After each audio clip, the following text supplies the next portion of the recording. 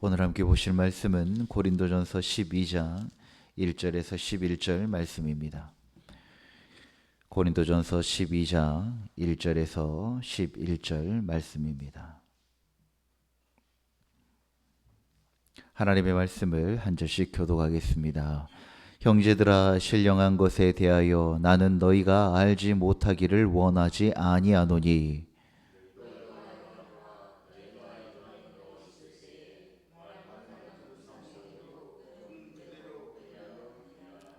그러므로 내가 너희에게 알리노니 하나님의 영으로 말하는 자는 누구든지 예수를 저주할 자라 하지 아니하고 또 성령으로 아니하고는 누구든지 예수를 주시라 할 수 없느니라. 직분은 여러 가지나 주는 같으며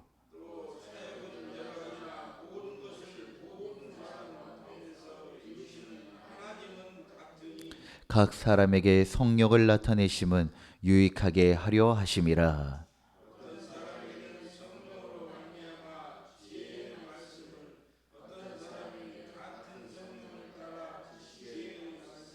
다른 사람에게는 같은 성령으로 믿음을, 어떤 사람에게는 한 성령으로 병 고치는 은사를,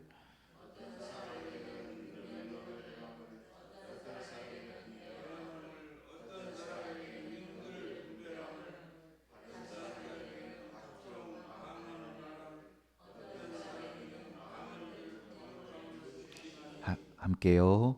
이 모든 일은 같은 한 성령이 행하사 그의 뜻대로 각 사람에게 나누어 주시는 것이니라.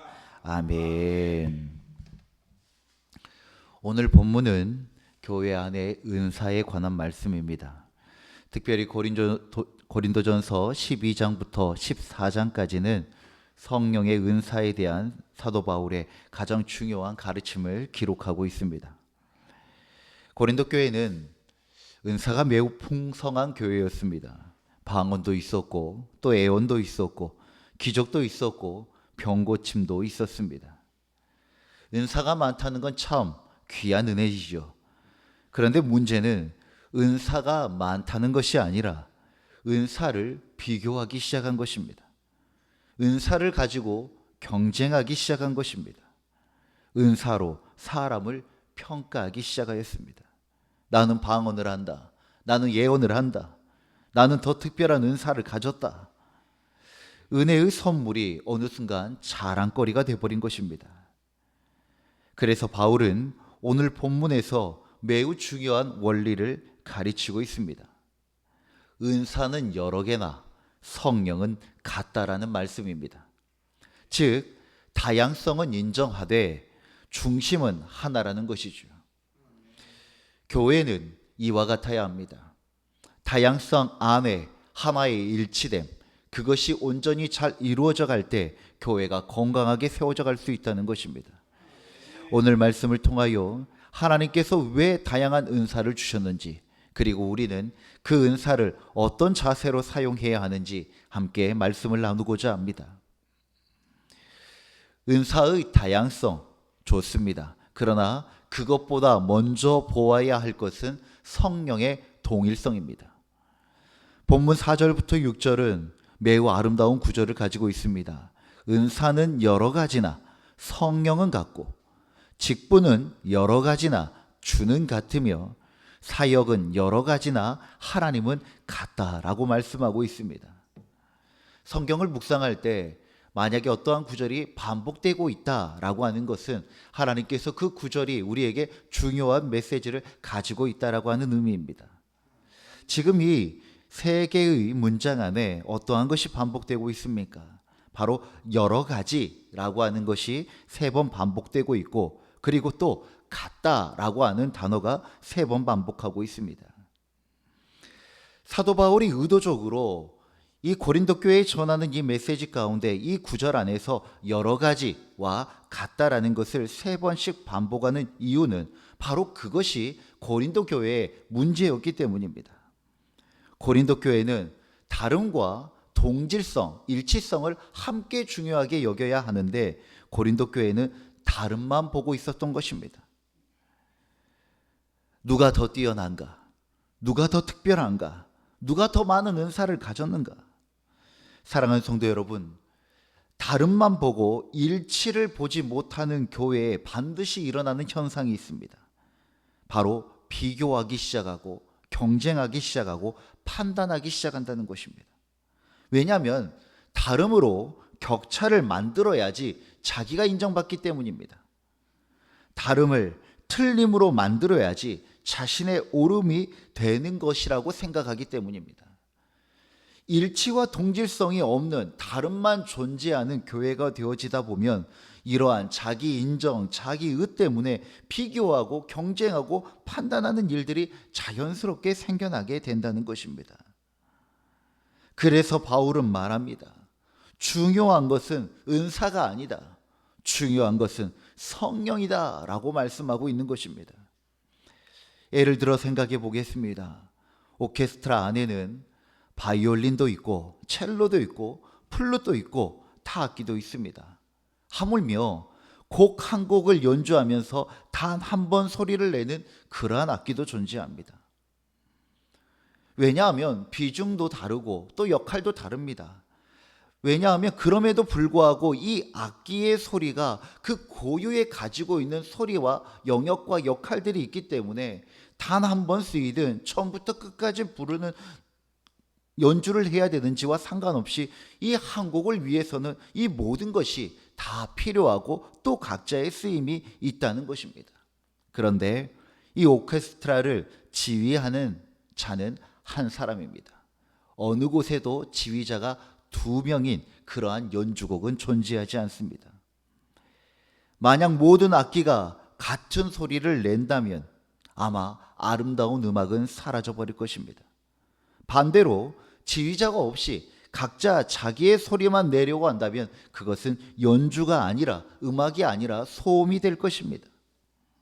아름다운 연주는 그 다름 속에서 하나 되어짐이 있을 때 가능한 것입니다.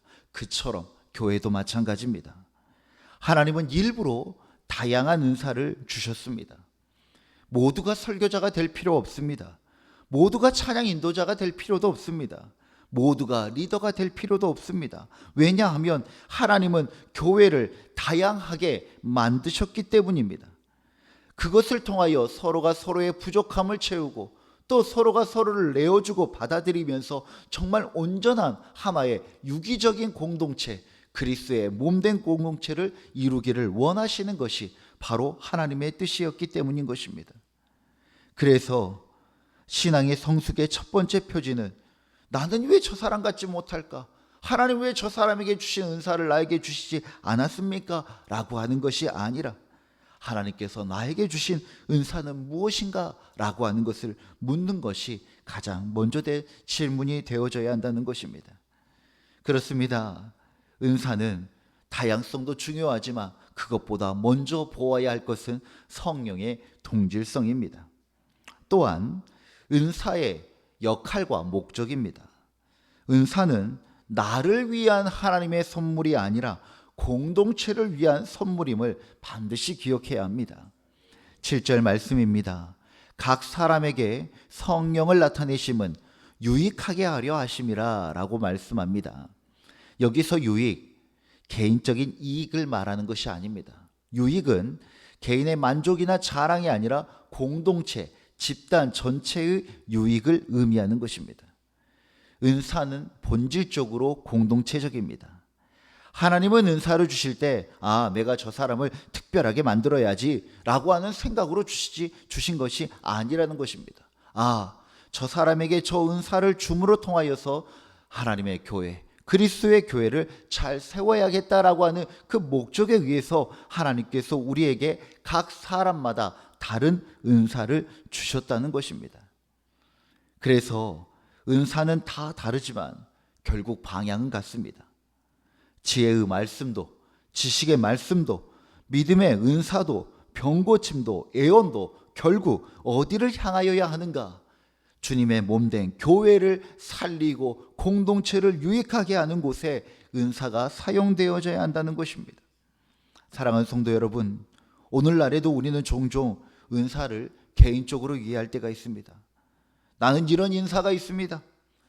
나는 저런 재능이 있습니다. 그런데 성경은 단 어떤 곳에서도 그렇게 말하지 않습니다. 성경은 오히려 묻습니다. 그 은사를 가지고 누구를 살리고 있느냐?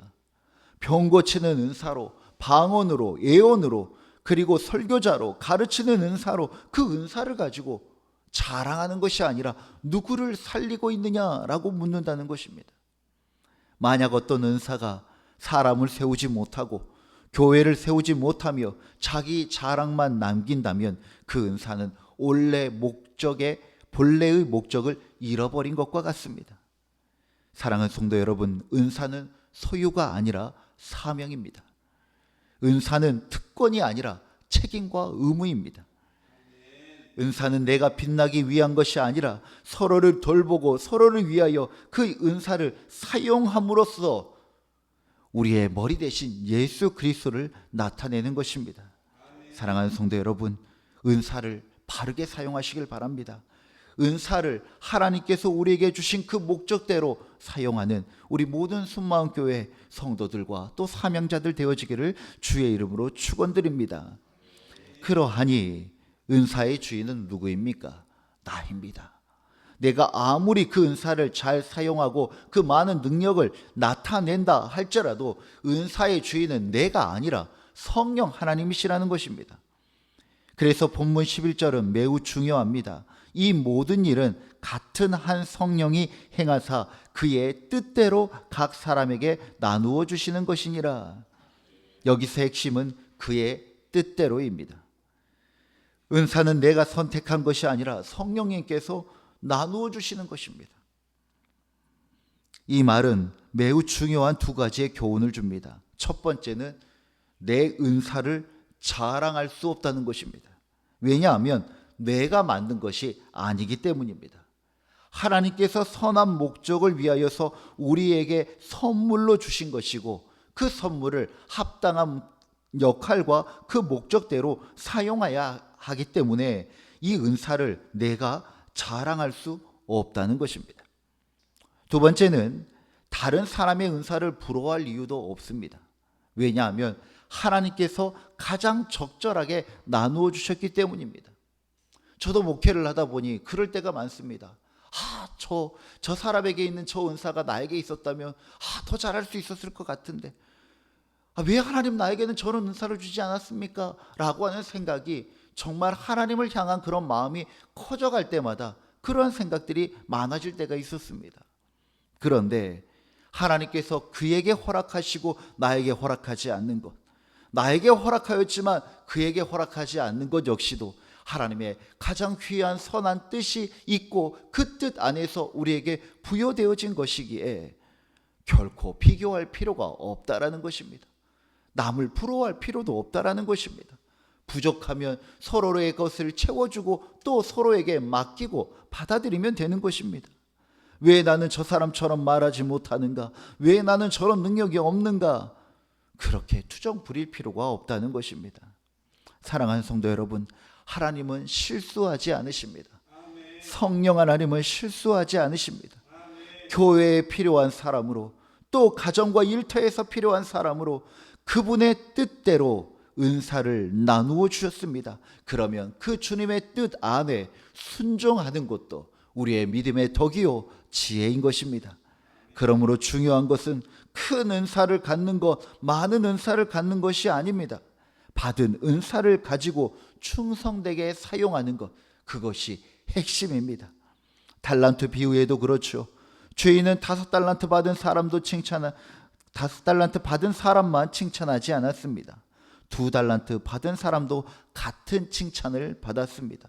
왜냐하면 중요한 것은 양이 아니라 충성이기 때문인 것입니다. 사랑하는 성도 여러분, 우리도 비교할 필요 없습니다. 경쟁할 필요도 없습니다. 다르다고 수군덕거릴 것도 없습니다. 하나님께서 내게 맡기신 은사를 발견하고 그 은사로 교회를 섬기고 그 은사로 사람을 살리며 되는 것입니다. 교회는 모두 다 같은 사람 만드는 곳이 아닙니다. 공장에 똑같은 인형을 찍어내는 것처럼 그러한 곳이 교회가 아니라는 것입니다. 서로 다른 사람들이 한 성령 안에 모여 하나가 되어지는 곳, 하나를 배워가는 곳이 바로 그리스도의 몸된 교회인 줄 믿습니다. 오늘도 하나님께서 주신 은혜의 선물, 이 은사를 감사함으로 바르게 지혜롭게 하나님의 뜻대로 사용하며 살아가는 우리 모두가 되시기를 주의 이름으로 축원합니다. 기도하겠습니다. 은혜의 하나님 아버지, 우리에게 각기 다른 은사를 주시고 교회를 세우게 하심을 감사합니다. 다른 사람과 비교하며 낙심하지 않게 하시고 하나님께서 내게 맡기신 은사를 발견하게 하여 주옵소서. 그 은사를 자랑하지 않게 하시고 교회를 세우고 사람을 살리는 도구로 사용하게 하여 주옵소서. 한 성령 안에서 하나 되게 하시고 다양함 속에서도 아름다운 조화를 이루는 공동체가 되게 하여 주옵소서. 우리의 영원한 찬양의 유대신 우리 주 예수 그리스도의 이름으로 기도드립니다. 아멘. 주님이 가르쳐 주신 기도로 예배를 마치겠습니다.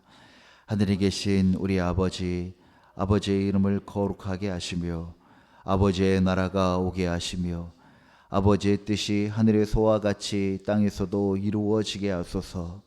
오늘 우리에게 일용할 양식을 주시고 우리가 우리에게 잘못한 사람을 용서하여 준 것 같이 우리 죄를 용서하여 주시고 우리를 시험에 빠지지 않게 하시고 악에서 구하소서. 나라와 권능과 영광이 영원히 아버지의 것입니다. 아멘. 우리의 기도를 주님께 올려드립시다.